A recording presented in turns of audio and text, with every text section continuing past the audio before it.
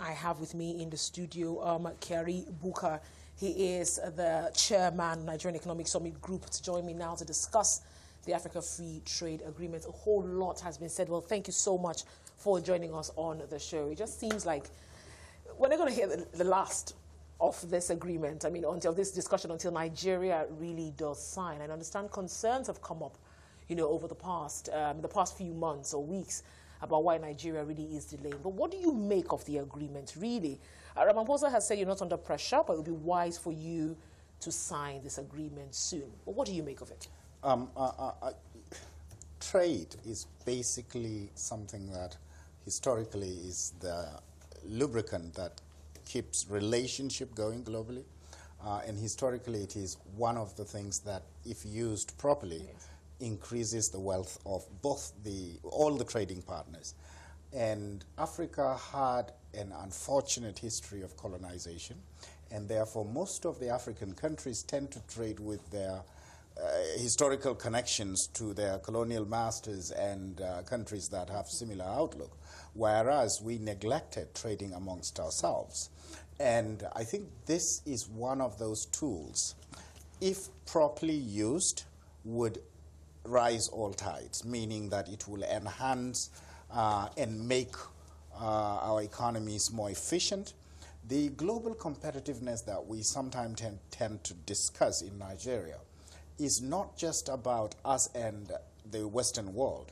It is us amongst ourselves as a family, and therefore we in the private sector had supported the idea of pushing for the Africa Continental Free Trade Agreement.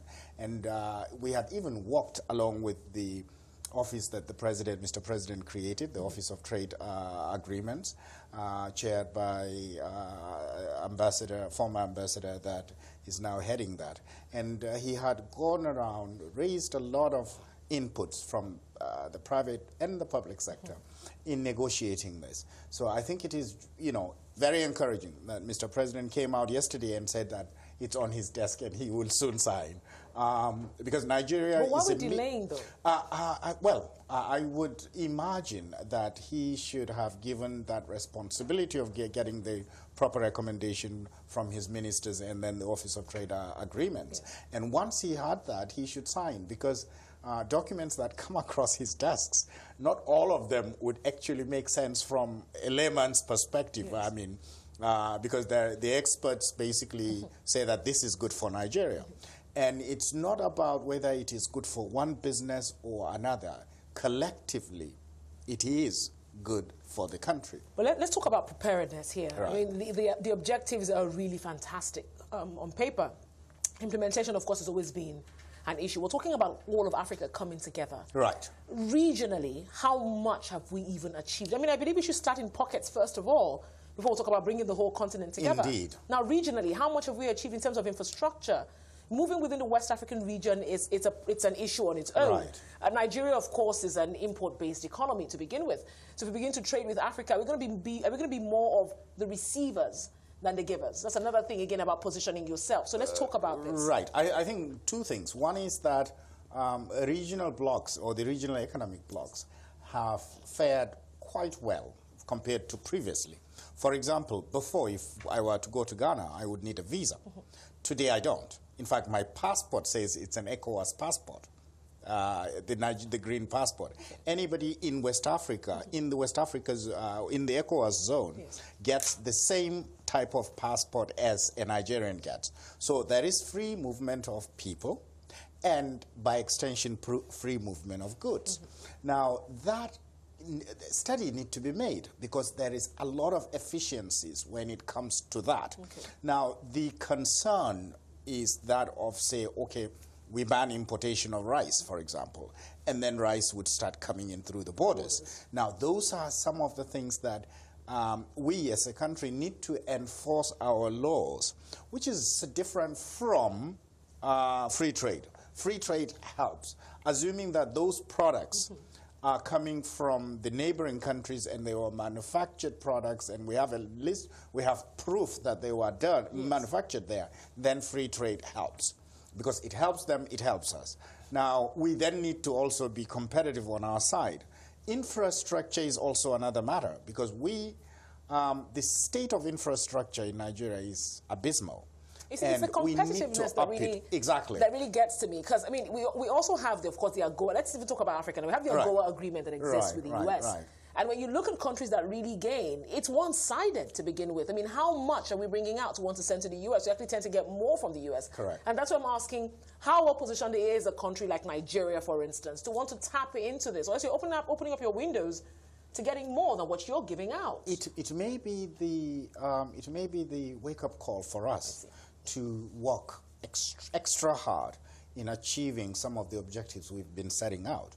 You know, the complacency and laziness that had come to us in Nigeria is the ease of extracting something from the ground and selling it and making money.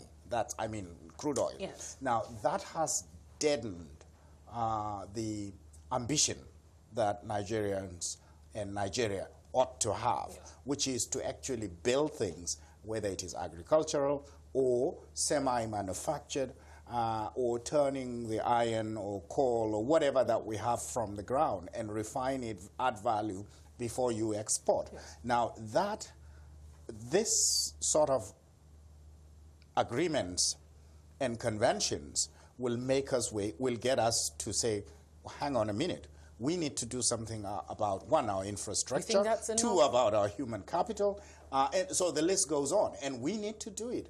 Otherwise, we will be left behind. But do you think this is really enough to spur us to do something different? I mean, oil was one sucker that we thought, of course, would change the Nigerian narrative in terms of economic development. And really, much did not happen. We have oil prices picking up once again, and it seems to just falling back to where we're coming from. And that's what I'm asking, will this agreement...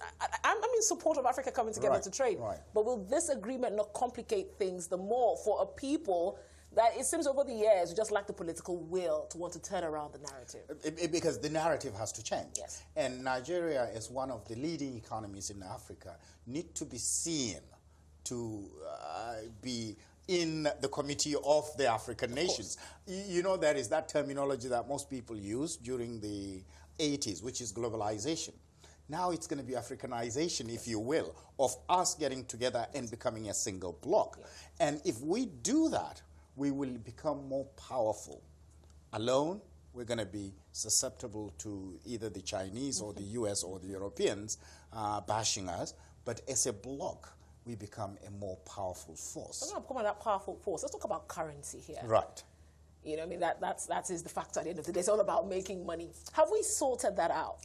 I think those are also things, sort of those things that need to be worked on. Because ultimately, you know, I know that there are some proponents and opponents of, say, a single currency, single monetary union, et cetera, et cetera. But when you look at Africa,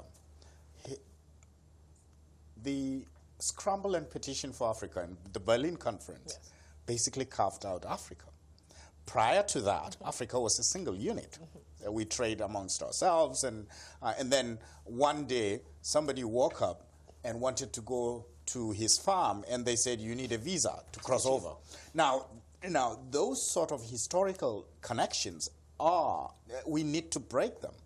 And I think in some countries, they've started to do some wonderful things. I saw a friend of mine came back from Rwanda recently, and he said that even though Rwanda's history is very short, I mean, it's not long ago that they were killing each other because you belong to two different tribes.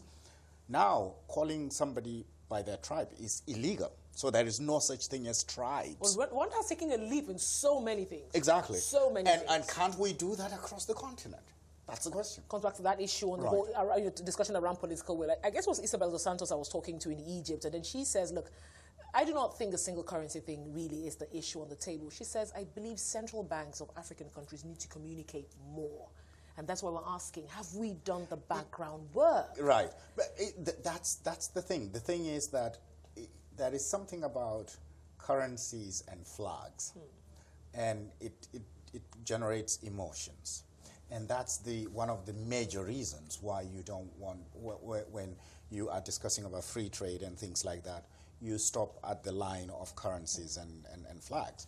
Now, however, if you look at Euro, for example, and the European Union, they've tried And I don't know whether it's successful or not. It's something to be argued. Yeah. But there is the French-speaking West African countries. They have single currency, single central bank, single stock exchange, and you know, about 8-9 countries.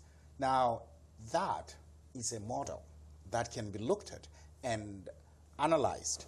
And if it is beneficial overall, then we may look at that as a long-term vision for Africa. But I think it's a model that also needs tinkering, because I know traveling to, I think, between Togo and Gabon, the CFA franc kind of differs. It still differs. That CFA franc still differs. So thank you so much, Kyari Bukar there, Chairman, Nigerian Economic Summit Group.